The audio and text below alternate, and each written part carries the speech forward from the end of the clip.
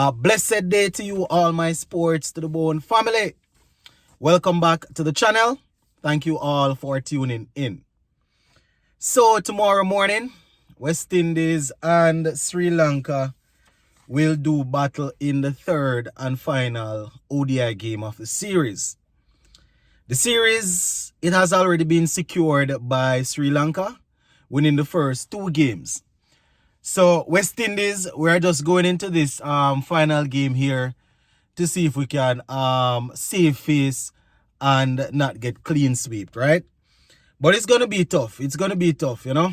It's the same thing over and over. So I'm not too sure why we should expect West Indies to just go in and win.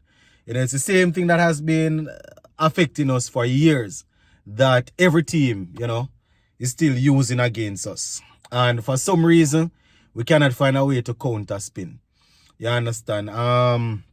Whole lot of reasons why we can't do that. But, you know, let me just take a look at my playing 11 and batting order for tomorrow. And for the newcomers, this is not me predicting the playing 11 that West Indies will use. This is me looking at the squad and saying, you know, this is how I personally would organize it. This is how I would do the playing 11 to try and get the best out of the squad. So, for some reason, we played the first two games and Evan Lewis, the specialist opener, didn't get an opportunity. And, I mean, in the CPL, he started off well and then he basically, you know, faded away a little bit. But the fact that they selected him and, you know, he's there, I would have given him the opportunity. I had him opening in the first two games. You understand? I had him opening in the first two games because I wanted to give him enough time to, you know, try and get back into the flow of things before we take on England. So he hasn't played just yet, you know. So I'm going Evan Lewis and Brandon King to open. Brandon King, I tell you, so much talent there. But sometimes, you know, the way in which he gets out, it's really frustrating. You know, so I'm hoping that Brandon King and Evan Lewis will come together and give us a good start tomorrow. I mean, it's going to be tough. It's definitely going to be tough, you know. But those are the two that I'm working with to open. At number 3, we're going Casey Carty, right? He has shown, I think he was in the first game, if I'm not mistaken. He got a start. And, you know, after that, he basically, you know, he got out. He got a start and then got out. Which is what happens to a whole lot of our players. But we're going to go with Casey Carty at 3. Shea Hope at number 4. The captain. If he's even to finish off the series with some runs, skip. If he's even to finish off the series with some runs. You know, Shea Hope is usually our most consistent ODI batsman. Whole lot of runs behind his name in the format. You know, but he has been on a drought for a little while now. And he has actually fallen outside the top 10. You know, he's usually in the top 10 when it comes on to ODI cricket. You know, I think his average has also dipped under 50. You know, so Shea Hope, we're hoping that Hope will give us some runs tomorrow. And at number 5, I am playing Joel Andrew. Yes, I am batting Joel Andrew in this game, and he's replacing Alec in my team. Alec, he has actually opened in a couple of games, but I'm not even replacing, not even saying Andrew gonna bat in that spot, because throughout the first 2 games I had Alec batting at number 5, not opening. I had Lewis and Brandon King opening in the first 2 games, so, and I had him batting at number 5. So that is where I will bring in Joel Andrew to come and bat. You understand? He would have had a couple of experienced players, you know, batting before him, and then he will still have the cushion of a couple of experienced players after him. You know, to sort of give him the confidence to go out there and play his cricket. And the good thing about playing Joel is Andrew is that, you know, he's fresh and he's fearless. You know, he's gonna go out there and he's going to do he's going to play cricket. Not saying that he's going to score a bag of runs or whatever, but he's not walking with the baggage right now of wondering if if this is going to be his last series or anything like that. He's not walking with that baggage just yet. So Andrew would bat at number 5. Number 6, we will play Sheffield Rutherford.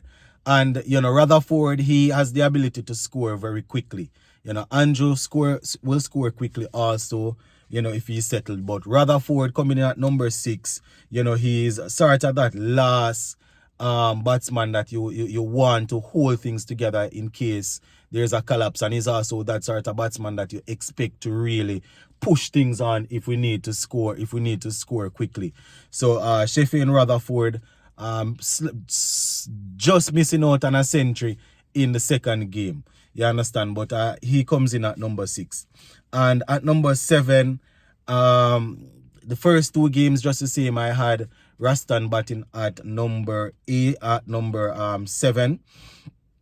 Now, after the first game, I heard people talking about Chap Rastan. My problem is that he did enough work to get back into the team. So I personally believe that he needs time to really produce consistently. He won us a game in the T20 series. So we don't know. So Rastan is definitely somebody we can depend on. But with the series already gone, I am going to rotate him and put Fabian Allen in there. Right, we're going to end up playing 2 left arm spinners, yes, but just to give Allen that chance to go and bowl some overs and also to help us with the batting. Hopefully we'll score some runs. Matthew Ford is the next man that I have in my team. Matthew Ford comes in, right? I think the last game they played Shepherd, but I am giving Matthew Ford this game here, hoping that he will come in and get straight into work. Goodikish Moti, who's helped to save face in the second ODI.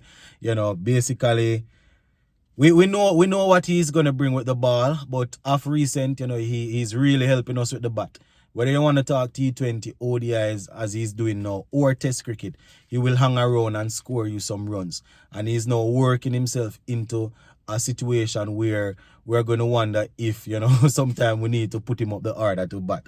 So Moti will come in there at number 9. So Ford is 8, Moti would be 9. And then we have Alzari, Joseph, and Jaden Seals. Now Alzari, he's going for runs, but one thing is that he's picking up a couple of wickets. Even in the second game, I think he was the one that got us to break through, took the first couple of wickets. So obviously you want that amount of that average to go down, that the amount of runs that he's leaking. You want that to go down, but you're definitely looking for the pace there also from him, looking for the wickets. It's going to be tough. It's going to be tough when you have your lead bowler, leaking runs like that. I have always said to win games, you have to be able to bowl out or to restrict a team for under 300, even though it's a 300 pitch. The pitch might say, it might be a pitch that's offering 320, 310, 320. But how you win games, that's when elite bowlers step up and will get a team, reduce, whether restrict or bowl out a team for under 300, even though the pitch is good. And them being able to consistently do that is what set them apart from others. If they're able to consistently do that definitely sets them apart. And it's the same thing with the batting. You might go out there and say, right now, this look like it's a 260, 270 pitch, and somewhere you have 1 or 2 batsmen in the team, find a way to stuck in, grind, and on that 250, 260 pitch, they end up get 280. You understand? 290. That extra 20 or 30 runs can win the game. So that is really how you win games like that. So we're hoping the bowling will come together.